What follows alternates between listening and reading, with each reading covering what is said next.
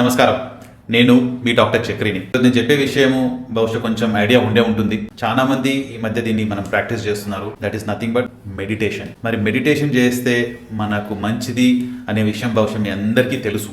కానీ అది బాడీకి ఏ రకంగా హెల్ప్ చేస్తుంది, అది ఒక మన ఫీలింగ్ అయినా లేకపోతే నిజంగానే ఏమన్నా సైంటిఫిక్ ఎవిడెన్స్ ఉందా, ఏమైనా రీసెర్చ్ ఏమైనా చెప్తుందా that meditation is helpful to our body అని. సో ఆ విషయమే నేను ఈరోజు మీకు వీడియోలో చెప్తామనుకుంటున్నాను. ఇన్ఫ్యాక్ట్ సింపుల్గా గుర్తుపెట్టుకోవడానికంటే నేను 5 బెనిఫిట్స్ ఆఫ్ మెడిటేషన్ చెప్తాను మీకు. నెంబర్ 1 బెనిఫిట్, ఇది బహుశా ద మోస్ట్ కామన్ రీజన్ చాలా మంది మెడిటేషన్ చేయడానికి ఇదే కారణమై ఉంటుంది, which is to relieve anxiety and relieve stress. స్ట్రెస్ని, యాంగ్జైటీని మనము కంట్రోల్ చేసుకోవడానికి ఆర్ పోగొట్టుకోవడానికి మెడిటేషన్ చేయాలని చెప్తాము. మెడిటేషన్ చాలా మంది చేస్తూ ఉంటారు. మరి దీనికి చాలా రీసెర్చ్ కూడా ఉంది, ఎవిడెన్స్ కూడా ఉంది. స్ట్రెస్ లెవెల్స్ అనేది బిఫోర్ అండ్ ఆఫ్టర్ మెడిటేషన్ ఎలా ఉంటుంది అనేది. ఖచ్చితంగా మెడిటేషన్ మీ స్ట్రెస్ లెవెల్స్ని తగ్గిస్తుంది, మీ యాంగ్జైటీ లెవెల్స్ని తగ్గిస్తుంది అండ్ మీ బాడీ ఫుల్గా ఫంక్షన్ చేయడానికి హెల్ప్ చేస్తుంది. బెనిఫిట్ నెంబర్ 2, మెడిటేషన్ చేసినప్పుడు హార్ట్ రేట్ అనేది తగ్గుతుంది.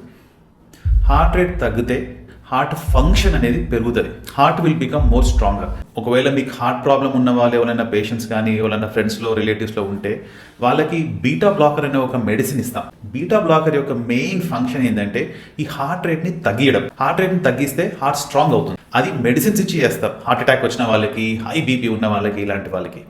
కానీ మెడిటేషన్ త్రూ న్యాచురల్గానే మనం హార్ట్ రేట్ని తగ్గించుకోవచ్చు.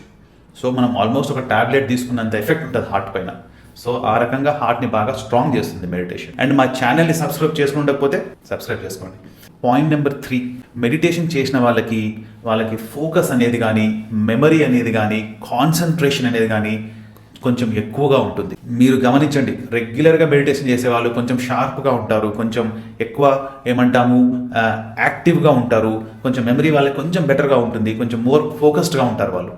ఎందుకు అంటే మెడిటేషన్ బ్రెయిన్కి కూడా హెల్ప్ చేస్తుంది. So that is another very good benefit of meditation. Point number 4, meditation చేసిన వారికి సైన్స్ రీసెర్చ్ ఏం చెప్తుందంటే ఇమ్యూనిటీ అనేది బెటర్ అవుతుంది. ఎవరైతే రెగ్యులర్గా మెడిటేషన్లో పార్టిసిపేట్ చేస్తారో వాళ్ళకి కొంచెం స్ట్రాంగర్ ఇమ్యూనిటీ ఉంటుంది. కొంచెం వాళ్ళు మోర్ ఇంటర్నల్గా more strong and robust persons ఉంటారు వాళ్ళు. సో మెడిటేషన్ రెగ్యులర్గా చేస్తే మీ ఇమ్యూనిటీ, రోగ నిరోధక శక్తి అనేది ఏదైతే ఉంటుందో అది కొంచెం ఎక్కువగా ఉంటుంది. And last and final benefit, 5th important benefit మెడిటేషన్కి ఏంటంటే మీకు మంచిగా నిద్ర పట్టడానికి, ప్రశాంతంగా నిద్రపోవడానికి మెడిటేషన్ కంపల్సరీగా హెల్ప్ చేస్తుంది. సో నేను ఇన్ఫ్యాక్ట్ ఒకటి స్లీప్ మీద వీడియో చేశాను, అందులో కూడా ఈ పాయింట్ చెప్పాను నేను. ఒకవేళ మీకు మంచిగా నిద్రపోవాలి అనే ఉద్దేశం ఉంటే, నిద్ర డిస్టర్బెన్స్ అవుతూ ఉంటే పడుకునే ముందు మెడిటేషన్ చేయండి అని చెప్పాను. దానికి కారణమే ఇది. మెడిటేషన్ చేస్తే స్లీప్ అనేది చాలా మంచిగా హెల్దీగా ఉంటుంది. సో ఇవి మెడిటేషన్ యొక్క సింపుల్ బెనిఫిట్స్ మీకు చెప్పాలంటే. హోప్ఫుల్లీ ఇందులో కొన్ని విషయాలు మీకు ఆల్రెడీ తెలిసే ఉంటుంది. కొత్తగా మీకు ఏమైనా విషయాలు తెలిస్తే అవి కమెంట్ చేసి నాకు చెప్పండి, మీకు కొత్తగా ఏం నేర్చుకున్నారు ఈ వీడియోలో. అండ్ మీకు తెలిసిన వాళ్ళకి ఎవరికైనా ఈ వీడియో బెనిఫిషియల్గా ఉంటుంది, హెల్ప్ అవుతుంది అంటే ఖచ్చితంగా షేర్ చేయండి, లైక్ చేయండి. అండ్ మా ఛానల్ని సబ్స్క్రైబ్ చేసుకుండకపోతే సబ్స్క్రైబ్ చేసుకోండి, ఎందుకంటే ఇలాంటి వీడియోస్ ఇంకా చాలా చేస్తూ ఉంటాను. మళ్ళీ మీ ముందుకు ఇంకొక వీడియోతో త్వరలో వస్తాను. ఇట్లు మీ డాక్టర్ చక్రి.